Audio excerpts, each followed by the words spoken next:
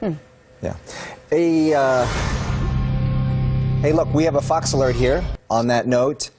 This is in South LA, and we are looking at a SUV that is now stopped. It's almost in a residential area.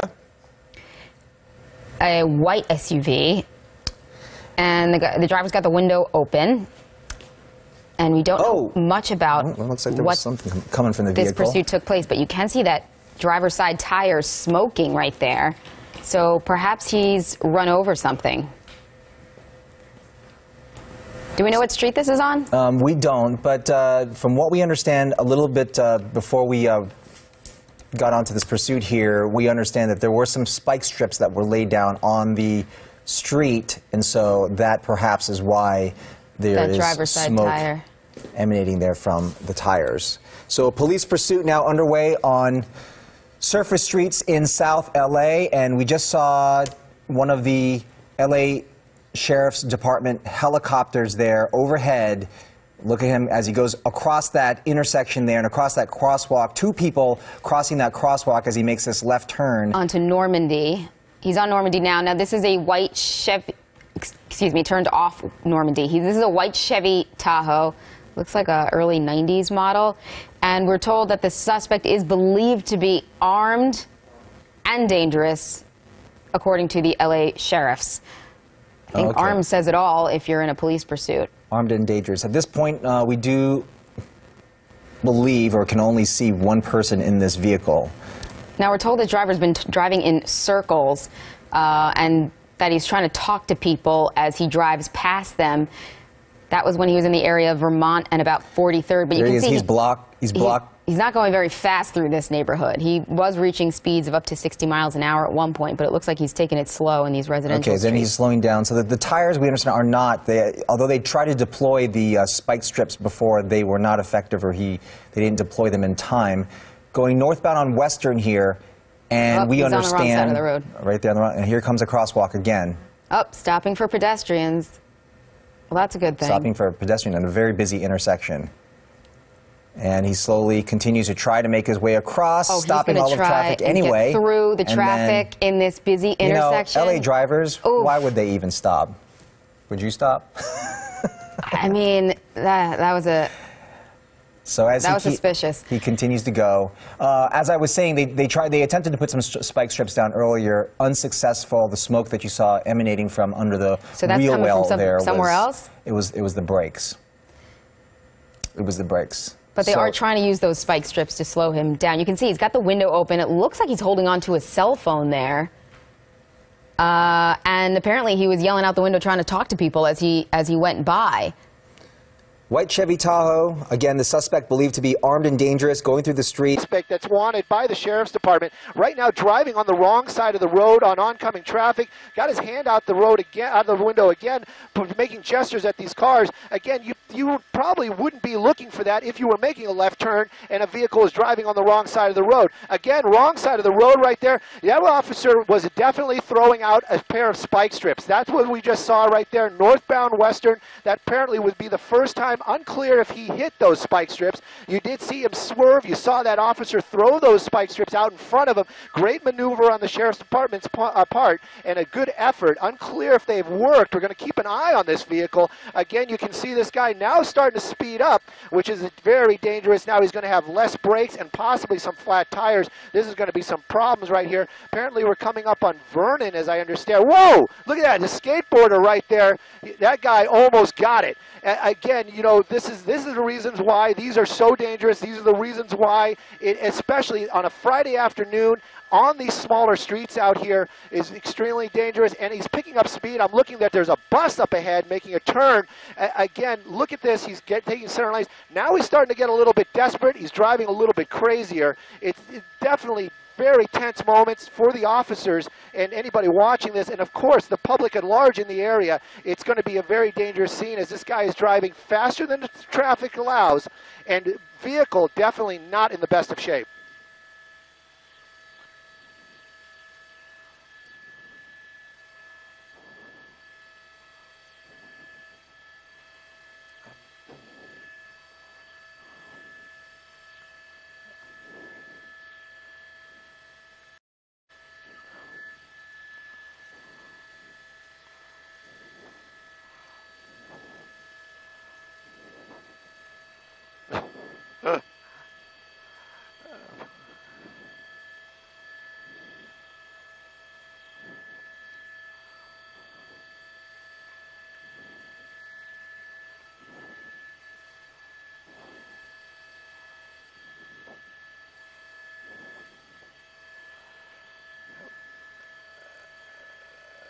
Well, you know, it's funny you bring that up right now as we're coming up to another major intersection out here with a lot of cross traffic this afternoon. Again, Friday afternoon, very busy in the downtown area, South Los Angeles.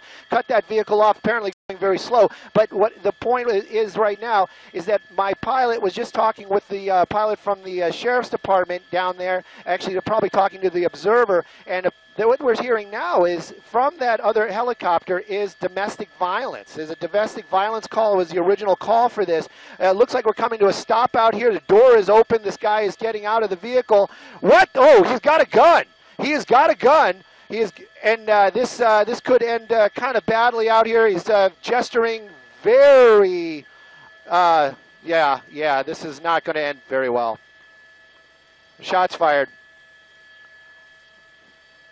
Yeah, and he's still moving, still going out here. Sheriff's Department, he's still moving. You can definitely see a definite bullet wound to this gentleman, this suspect's back out here. It looks like he's collapsing, but he has not dropped the weapon. Has not dropped that weapon, and that is the problem out here. He's still got the weapon in his hand, and as long as that's going on, those officers will not approach him. And, you know, again, you can see the officers from the Sheriff's Department out here right now doing their tactical moves as this guy still has that weapon in his hand. You can see these officers got their guns out. They're giving him commands. Hopefully he'll be listening. Again, though, you can see the Sheriff's Department in force out here trying to get this guy to subdue. Very, very violent end to this pursuit. Apparently started as domestic violence. He landed on his back. I'm getting very clear orders not to show the suspect at all right now, so that's the reason why I'm not making that move. Last we saw him, he was laying on his back, but that weapon was still very clearly in his hand.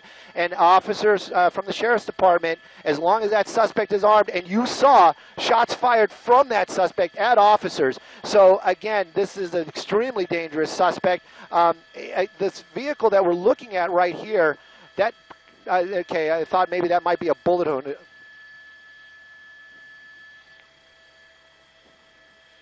Yes, that shield is bulletproof. Or is bullet resistant. I'm not sure if there's anything that's bulletproof in this world. Again, though, this could be something they could use to approach that suspect. Again, I don't know if he dropped the weapon or threw it or what he has done with the weapon, but I can tell you officers right here, deputies from the Sheriff's Department, still have their weapons out. They're trying to formulate a plan to take this suspect into custody. Again, though, that suspect extremely defiant. And again, this is a very, very bizarre ending, very violent ending out here in the South Los Angeles area.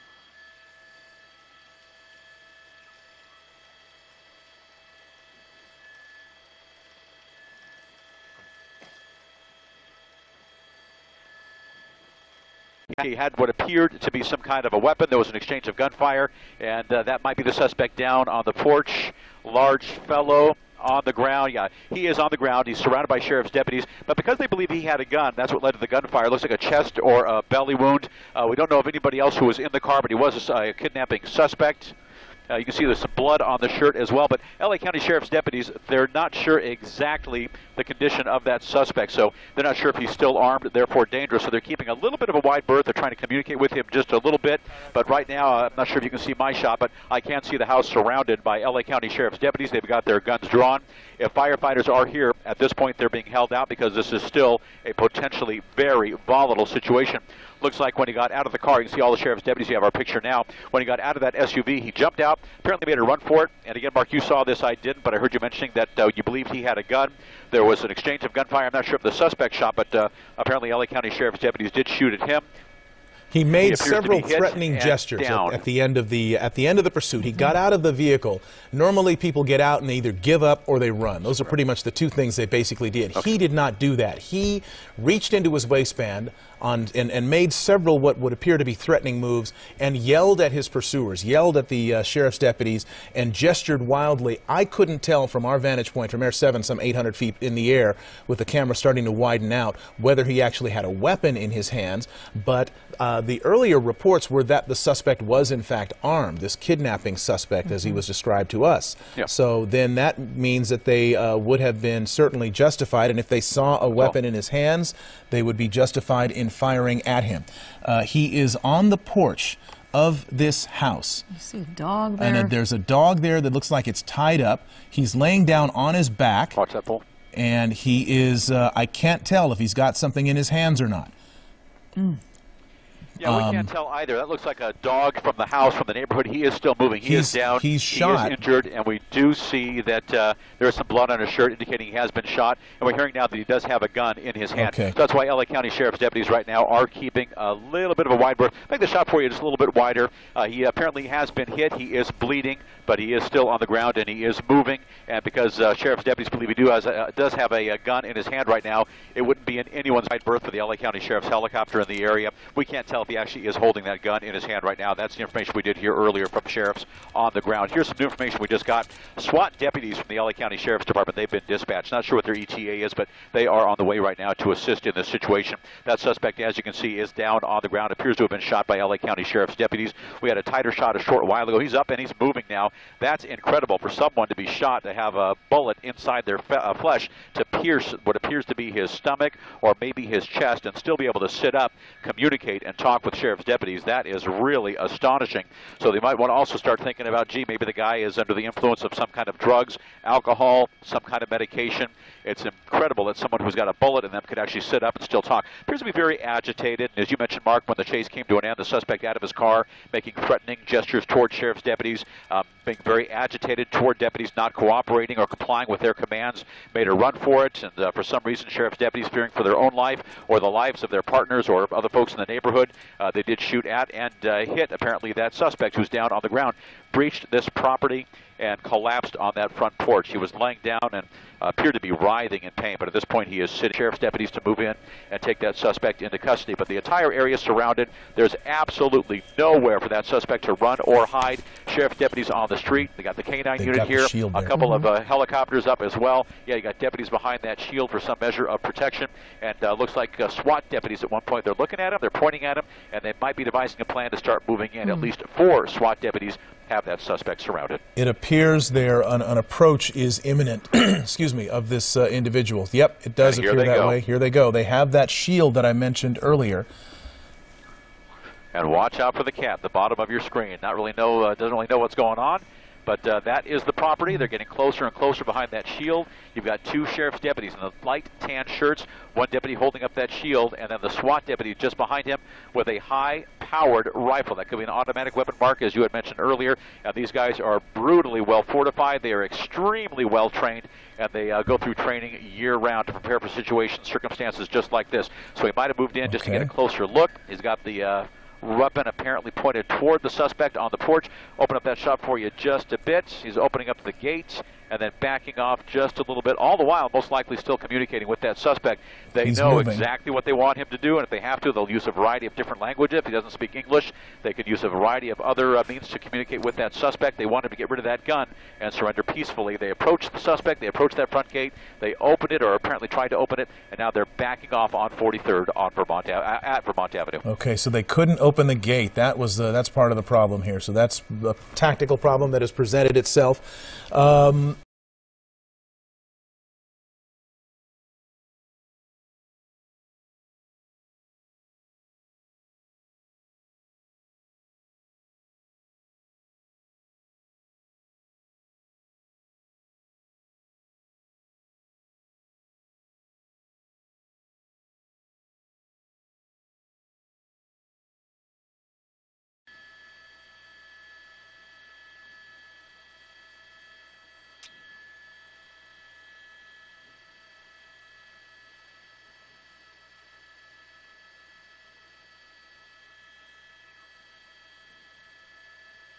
Copy, thank you.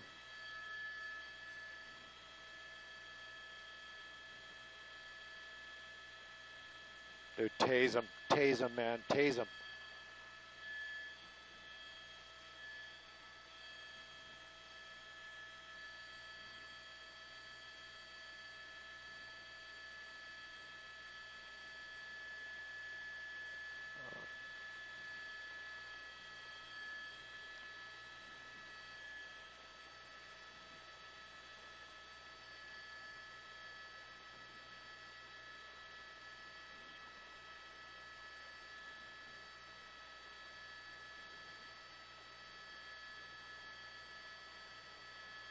Man, look at this guy.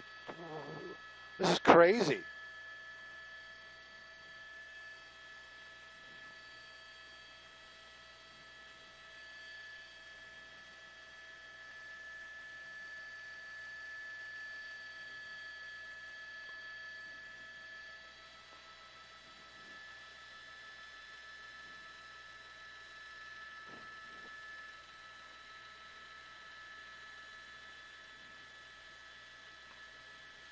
They've got their guns trained on that guy. He is coming out. He's got his hands up. He is most likely seriously injured. He's trying to understand what they're trying to tell him. Do you want me to get down on the ground? He's gesturing toward them, and yes, they want his hands up in the air. They want him to get face down on the ground right now. As he approaches, gets closer and closer. This is being a situation less and less threatening for LA County Sheriff's deputies because he's got his hands up. It is an oversized T-shirt, so he could reach theoretically for another weapon if we need to. We're going to reposition. But looks like he's walking right to deputies. He's within just a few feet. They've got their guns drawn and trained on him. He is injured, therefore somewhat incapacitated. We're going to reposition the helicopter to come around to the south side, complying with their very commands right now. They're being very specific. Get down on the ground. We know you're injured. Look at all that blood. He's lost a great deal of blood. We're going to double up now to give you that shot. He is down on the ground, very seriously injured. We got the K9 unit here. There he is at the bottom of your screen. They're putting the handcuffs on that suspect, and they are treating this gentleman very, very gingerly. They're being very gentle with him. He is in custody, very seriously injured, pulling the K9 out, pulling that police dog back out. And in time, firefighters, they're very nearby. These are sheriff's deputies, SWAT deputies. They're also very well trained in first aid. They have paramedics with the LA County Sheriff's Department, so if they have to come in and treat the suspect before the firefighters are brought in, that's fine as well. We haven't seen them clear that car just yet, so at any point they're going to approach the SUV. That was a kidnapping suspect. They're going to make sure there's no one else inside that car. This appears to be the only suspect. There was a situation that was a pursuit a short while ago. It ended here on 43rd off of Vermont. Deputies in fear of their own life when they saw that suspect with a weapon, fired on that suspect. He was injured, ran for it into the neighborhood, stopped on somebody's porch, collapsed with a handgun, and just moments ago, fortunately, walked away from that handgun, and now being treated by LA County Sheriff's SWAT deputies. These are paramedics, so they're taking care of him right now while LA City firefighters are being held out. This may be a belly wound. This may be a wound to the back as well. That's where the bulk of the blood is right now on his back. And even though they are treating him, he is in police custody. He is in handcuffs, but they'll do all they can to assess his situation. And then in a short while, he'll be transported to a hospital. But first, we're going to bring that shot out just a bit for you because they are starting to pull his trousers down just a bit, and it might get a little graphic for you. But fortunately, this situation, a kidnapping suspect, a wild pursuit, shots fired, a suspect injured. No deputies were hurt to the best of our knowledge, but fortunately the suspect in custody, and in moments they'll approach that SUV in the middle of your screen, clear that SUV to make sure there's no one else inside. Live from Air 7 HD, I'm Bill Thomas, ABC 7 Eyewitness News. So again, this pursuit and standoff has come to an end. Deputies cutting off his shirt and cuffing him. They now have him in custody. So this was a very dangerous situation that now has appeared to come to an end. And coming up in just about 9 minutes, KODC LA 56 Eyewitness News at 7 p.m. with Rudabeh Shahbazi tonight and Mark Brown. Stay tuned. They'll have complete wrap-up of this situation and all the day's news.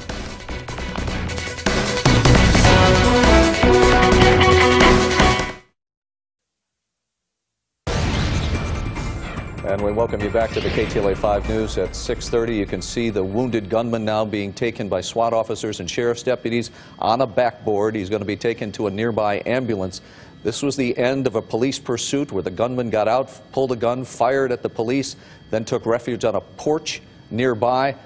He was shot in the abdomen. He has been bleeding for well over an hour, and now he has finally surrendered and is getting the medical treatment share that we thought that he would get minutes and minutes ago. It has been an incredible, last hour and a half that we've been watching this. That the man is still alive is incredible, and that he was standing and like drinking water on the porch, and it was just one of those things that you've never seen before. We want to go to Steve Couge. He's on the ground, part of our team coverage here on this standoff in South LA that has now come to an end. Steve. Well, Sherry, yeah, we just saw the man being loaded up into the ambulance. His friends and family have now gathered here on the police tape as close as they can to see him. They're cheering his name on. Family have identified the suspect to us as Miguel Hector Pugo. The story we're getting is that he may have stopped by his house and tried to take his stepdaughter. His wife then called police, so that's where the kidnapping charge comes from. The chase starts. The suspect, Miguel, comes back here to the neighborhood, goes to his family's house, says, "I'm not going back to jail." This is what they told me. They knew he had a gun on him. They knew he was serious. They were very, very worried for his safety. A few minutes ago, we saw what we were told was this man's 3 sisters walking back here through the crime tape, trying to approach him. Maybe that is what urged him to surrender and have this finally end peacefully. Again, this man, Miguel Hector Pugo, being loaded up into the ambulance. We're going to have much more on this story coming up at the KTLA 5 News at 10 o'clock, so stay with us. All right, real quick, up to Tim Lynn for about 30 seconds to give us his vantage point. Tim. Well, you can see right there, they brought him down on that backboard, placed him into Rescue 99 for LA City Fire. And once they get him established in that ambulance, off he'll go, more than likely over to County USC for trauma support there to treat him for that wound. So that's the latest. Let me send it back down to you. All right, Tim Lynn in Sky 5. The end of a police pursuit where the gunman fired as he got out of an SUV in South LA, fired at police. They fired back. They struck him. That was well over an hour and a half ago. The man stood bleeding on the porch. Now it's ended. He's getting medical attention. That's right. Thank you so much for joining us here on the KTLA News at 6 for this breaking news in South LA. We'll have more tonight on KTLA News at 10 and 11. Good night.